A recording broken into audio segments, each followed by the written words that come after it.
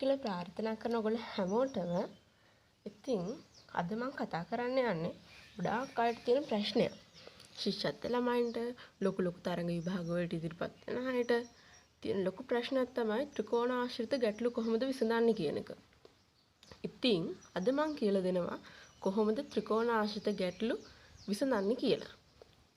හරි, වැඩි කතා ඕනේ නැහැ. බලමුකෝ කොහොමද විසඳන්නේ කියලා. ත්‍රිකෝණ ආශ්‍රිත ගැටලු වලදී මේ වගේ ත්‍රිකෝණ එන්න පුළුවන්. සරල ත්‍රිකෝණයක්. මේ වගේ ත්‍රිකෝණය කොටස් වලට බෙදලා එන්න පුළුවන්.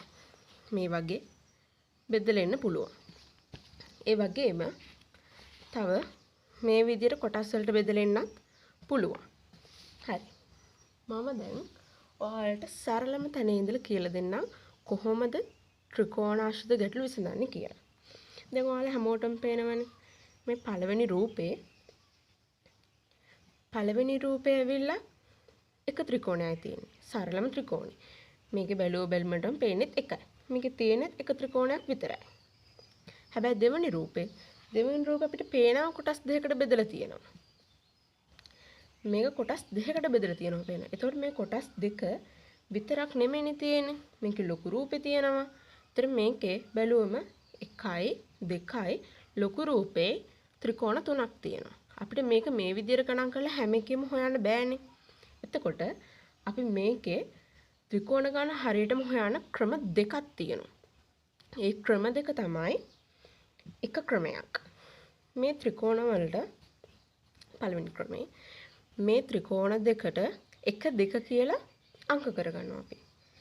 1 2 අංක කරගත්තා. ඊට පස්සේ අපි කරන්නේ පළවෙනි ක්‍රමේදී පළවෙනි එක එකතු කරනවා දෙවෙනි එක සමාන එකට දෙකක් එකතු කරාම 3යි. මේක ත්‍රිකෝණ 3යි තියෙනවා. 1යි 2යි සම්පූර්ණ එකයි 3යි. හැබැයි දෙවෙනි ක්‍රමේ තව ක්‍රමයක් තියෙනවා. ඒ ක්‍රමය ඇවිල්ලා මේ තියෙන මෙතන දැනට ලියවුණු ලොකුම සංඛ්‍යාව ඇවිල්ලා 2 නේද? හරි. ඒ 2 අපි ඉස්සරලා ලියා ගන්නවා. ඒක ගුණ කරන්න ඕන 2ට වැඩිය එකක් වැඩි ඉලක්කමෙන්. 2ට අනුයාත ඊට වැඩි ඉලක්කම. ඒ කියන්නේ 2ට එකක් වැඩි එක 3යි. හදිසියෙන්වත් මෙතන 3 තිබ්බනම් 3ට එකක් වැඩි 4. ඒ විදිහට ගුණ කරනවා. ගුණ කරලා ඒක බෙදනවා 2කින්. එතකොට සමාන. 2 වරක් 3 6යි.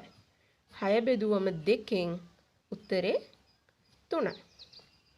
ඔයාලා ලේසි ක්‍රමයක් තෝරගන්න මොකක් හරි මේ ත්‍රිකෝණ ආශ්‍රිත ගැටලු විසඳන්න ඔයාලා ලේසි ක්‍රමයක් තෝරගන්න. එක්ක මේ ක්‍රමය ගන්න පුළුවන් කෙනෙක්ට නැත්නම් මේ ක්‍රමය ගන්න පුළුවන්. Tamanට ලේසිම ක්‍රමය තෝරගෙන ගණන් හදන්න පුළුවන්. හරි. ඒ වගේම අපි තව ගානක් බලමු. ටිකක් ත්‍රිකෝණ ගාන පොඩක් වැඩිපුර තියෙනකම් බලමු. හරි. මෙතන 3ක් තියෙනවා. අපි අංක කරගමු. 1 2 3. පළවෙනි ක්‍රමයට හදමු අපි. 1 එකතු කිරීම 2 එකතු කිරීම 3 සමානයි කීයද? 6යි. අපි දෙවෙනි ක්‍රමයටත් කරමු. දෙවෙනි ක්‍රමයට කරනවා නම් කොහොමද? ලොකුම ඉලක්කම ඇවිල්ලා 3 ලියාගත්තා.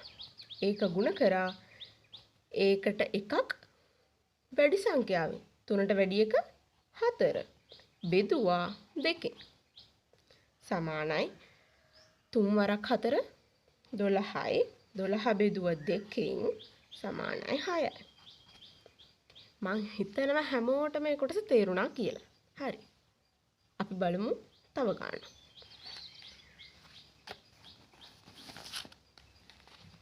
මේක බලමුකෝ. තව ටිකක් වැඩි. හරි. බය වෙන්න හොඳ නැහැ. අංක කරගමු අපි.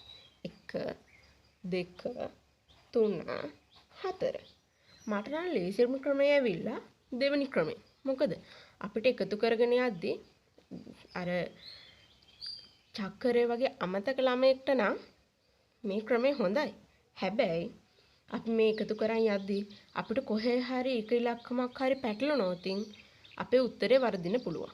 එතකොට මේක සාර්ථකම ක්‍රමය තමයි මෙන්න මේ දෙවෙනි එක. මම ඔයාලට කියන්නේ මේ දෙවෙනි ක්‍රමයට තමයි මේ ගාන හදනව නම් හොඳ. හරි. මම මේක හදන දෙවෙනි ක්‍රමයට විතරයි. ඔන්න බලන්න. තියෙන ලොකුම සංඛ්‍යාව 4. ලොකුම සංඛ්‍යාව 4 හින්දා 4 ලියා ගත්තා. 4ට වැඩිය එකක් වැඩි එක. කීයද? 5. 5 ලියා ගත්තා. බෙදුවා 2කින්. හරිද? එතකොට කියන්න 4 වරක් 5 20යි. බෙදුවා 2කින්. 20 2කින් බෙදුවහම 10යි. හරි නේද? හරි.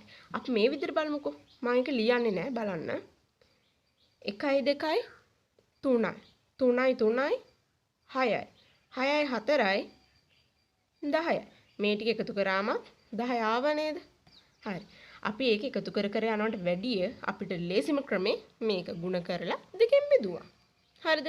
දැන් මේ වගේ එකක් ආවම ළමයි බය වෙනවා. අනේ කොහොමද මේක හදන්නේ? අපිට කියලා දුන්නේ මේ ක්‍රමයට. හැබැයි මේ විදියට ආවා. කොහොමද අපි හදන්නේ? බය වෙන්න දෙයක් නැහැ. මේ තියෙන්නේ මේකම තමයි. කොහොමද කරන්නේ? අංක කරගන්න. 1 2 3 4 5 6. හරිද? හරි සරලයි. මම මේකත් දෙවෙනි ක්‍රමයට හදනවා. කොහොමද කරන්නේ? වැඩිම ඉලක්කම ලියුනේ 6. මේ කුඩා ත්‍රිකෝණ වලට තමයි අපි අංක කරගන්නේ. වැඩිම ගන්න ලියුනේ 6. 6 වැඩි කරනවා ඊට එකක් වැඩි එකෙන්. කීයද? 7. බෙදුව 2කින්. කීයද? 6 වරක් 7 කීයද? ළමයි චක්‍රේ මතක තියාගන්න හැමෝම හොඳට පාඩම් කරගන්න. 42යි. 42 බෙදනවා අපි 2කින්. හරි. 42 2කින් බෙදුවම කීයද? 4ට 2 ඒවා 2යි. 2ට 2 ඒවා 1යි. 42 බෙදුවම කීයද 2කින්? 21යි. ඒ විදියට මං හිතනවා ඔයාලට මං කියපු දේ තේරුණා කියලා.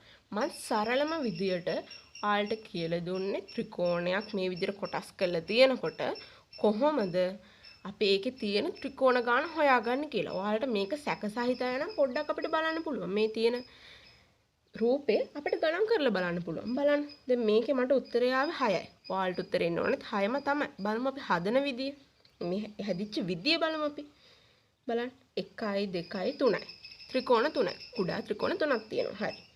මේ දෙක එකතු වුණාම හැදෙනවා තව ත්‍රිකෝණයක්. එතකොට කීයද? 4යි. මේ දෙක එකතු වුණාම හැදෙනවා තව ත්‍රිකෝණයක්. එතකොට කීයද? 5යි. සම්පූර්ණ ත්‍රිකෝණේ 6යි. බලන්න හරි නේද? ඔයාලට ඊට වඩා වෙනස් උත්තරයක් එන්න විදියක් නැහැ. හරිද? අපි බලමු පොඩ්ඩක් සංකීර්ණ පැත්තකට ගිහිල්ලා. හරිද කොහමද? පොඩ්ඩක් සංකීර්ණ එක මොකද්ද? මෙන්න මේක. අපි බලමු මේක කොහොමද හදන්නේ කියලා. මේක ඔයාලට හරිම සරලයි. හරිම සරලයි අරකම තමයි. කිසිම වෙනසක් නැහැ. ඒකම තමයි මේ තියෙන්නේ. හරි. බලමු කොහොමද කියලා හදන්නේ. දැන් බලන්න මෙතන තියෙන්නේ මුළු රූපෙම හිතන්න එපා එකපාරට. මේ රූපේ මේ ඉර අමතක කරන්න අපි. අමතක කරාම මේ ත්‍රිකෝණ තුන බෙදිච්ච එක විතරනේ අපිට පේන්නේ. නේද? අංක කරගන්න. අනිත් ඒවා වගේම අංක කරගන්න. හරිද? හරිද? මම මේකත් හදනවා දෙවෙනි ක්‍රමයට. කොහමද? 3 තමයි අපිට ලොකුම සංඛ්‍යාව ආවේ. ලියාගත්තා. 3 වැඩි කරා ඒකට එකක් වැඩි එකකින්. කීයද? 4. 3 වරක් 4 බෙදුවා 2කින්. අපිට 3 වරක් 4 එන්නේ කීයද? 12 නේද? 12 බෙදුවම 2කින් උත්තරේ 6යි. හරිද? දැන් මෙන්න මේ ඉරින්දා මෙන්න මේ රේඛාව හින්දා අපිට මේ ලොකු ත්‍රිකෝණ කොටස දෙකට බෙදනව නේද?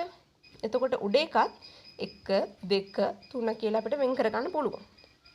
මේ කිසි වෙනසක් නැතුව තියෙන හින්දා මේ පැත්තට ආපු වගේම තමයි මෙතෙන්ට එන්නේ.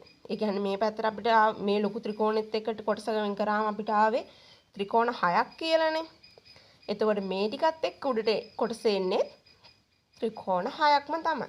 එතකොට අපි මේ රූපේ සම්පූර්ණ ත්‍රිකෝණ ගාන හොයනකොට මේ අපිට ආපු උත්තරේ ඒ කියන්නේ 6 වැඩි කරනවා 2කින්. ඒ කියන්නේ රූපේ කොටස් දෙකකට කැඩිච්ච හින්දා 6 2කින් වැඩි කරාම කීයද උත්තරේ?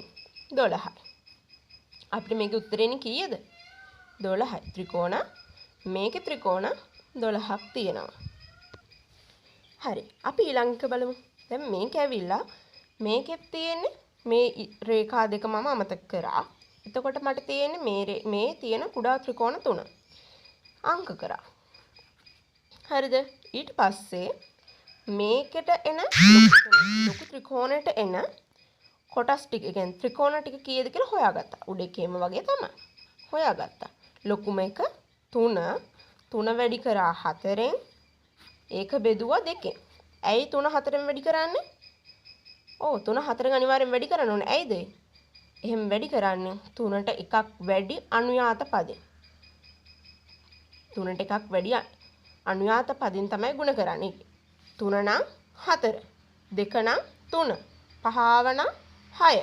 ඒ විදිහට එකක් වැඩි සංඛ්‍යාවෙන් ගුණ කරා ඒක 2ෙන් බෙදුවා. එතන කීයද එන්නේ? මෙතන එන්නේ උඩ ගානමනේ 6 ලියාගත්තා. හරිද? ඊට පස්සේ මේකේ තියෙනවා මෙතන රේඛාවක් තියෙනවා, මෙතන රේඛාවක් තියෙනවා. එතකොට කොටස් කීයකට කැඩලාද? 1 2 3. කොටස් 3ක් තියෙනවානේ. හරි.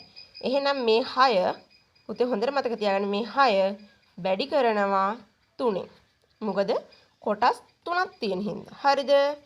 6 3ෙන් වැඩි කරාම කීයද පුතේ? 6 වරක් 3 18යි. 6 3ෙන් වැඩි කරලා උත්තරේ ගත්තා. හදිස්සියෙම මෙතන තිබුණා කියනකෝ. මෙහෙම තව ඉරක් ගහලා.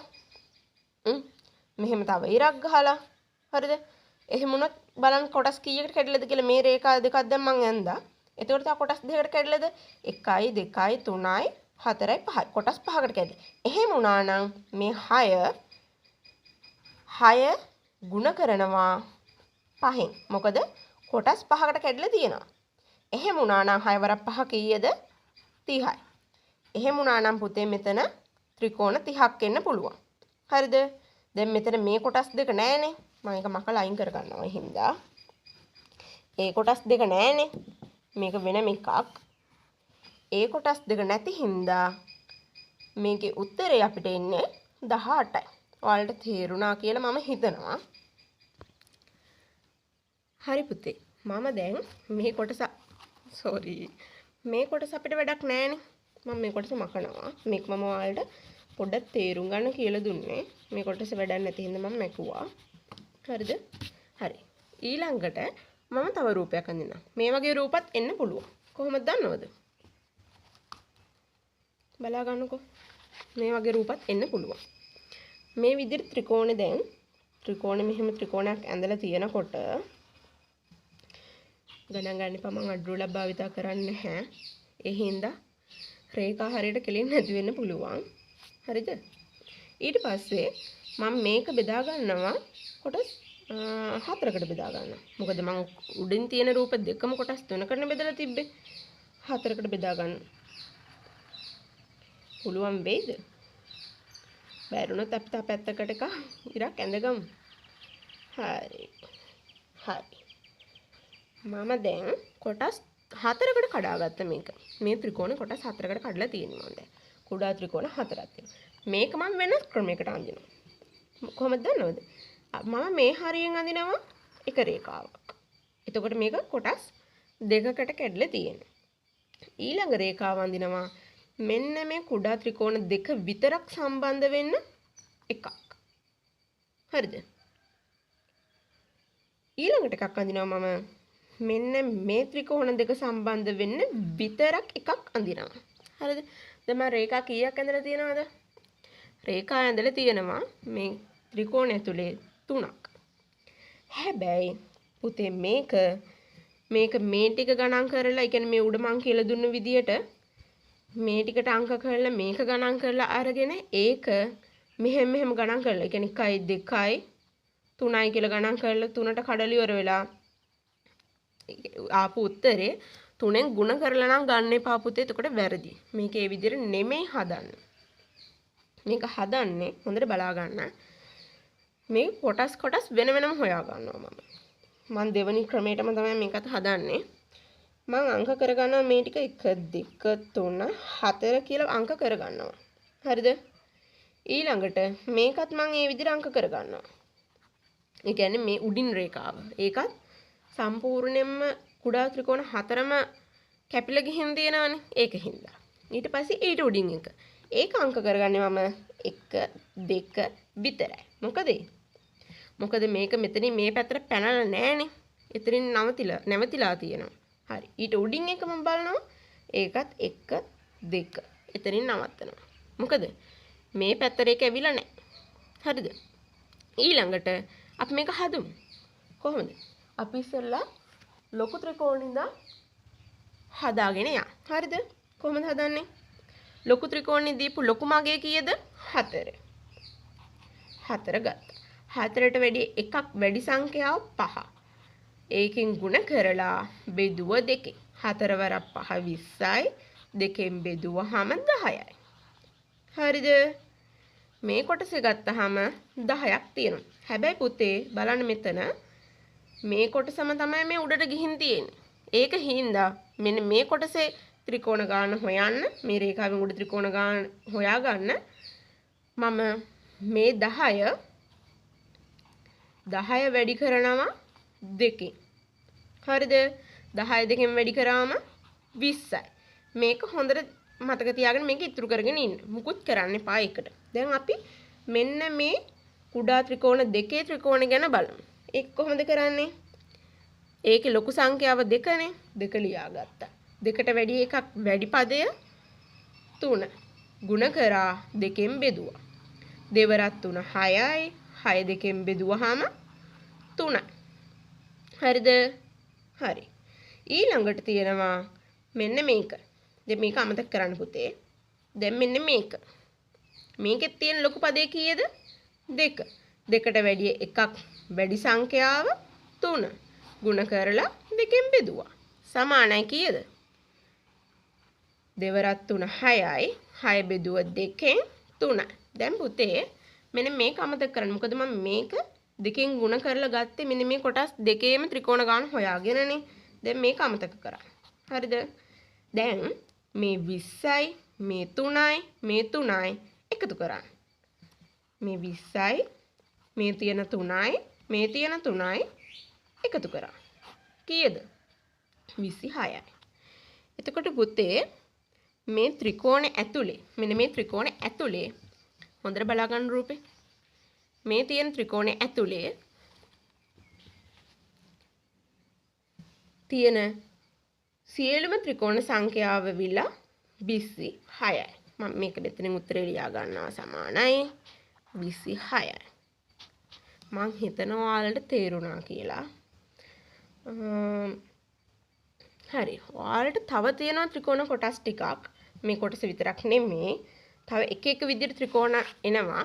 අහන ප්‍රශ්න තියෙනවා. දැන් ශිෂ්‍යත්ව විභාගයට වගේ නම් මේ වගේ ත්‍රිකෝණ සාමාන්‍යයෙන් අහන්නේ.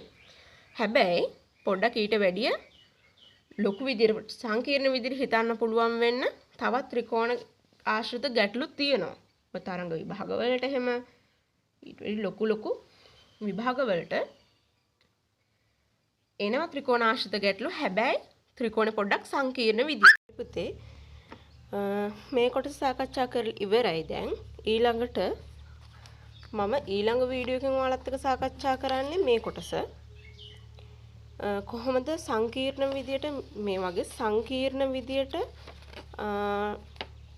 ත්‍රිකෝණාශ්‍රිත ගැටලුවක් ආවහම කොහොමද විසඳන්නේ කියන එක මම ඔයාලට ඊළඟ වීඩියෝ එකෙන් අරන් එන්නම්. බලන්න ඔයාලට බැලුමටම පේනව නේද ටිකක් සංකීර්ණ වගේ තියෙනවනේ. හැබැයි මම සංකීර්ණ නෑ. මම ඔයාලට ඊළඟ වීඩියෝ එකෙන් කියලා දෙන්නම්. මාව සබ්ස්ක්‍රයිබ් කරලා තියාගන්න. ඊළඟ වීඩියෝ එක දාපු ගමන් ඔයාලා ළඟට එන්න නම් බෙල් අයිකන් එකක් ක්ලික් කරලා තියාගන්න. හරි පුතේ. එහෙනම් හැමෝටම සුබ දවසක්.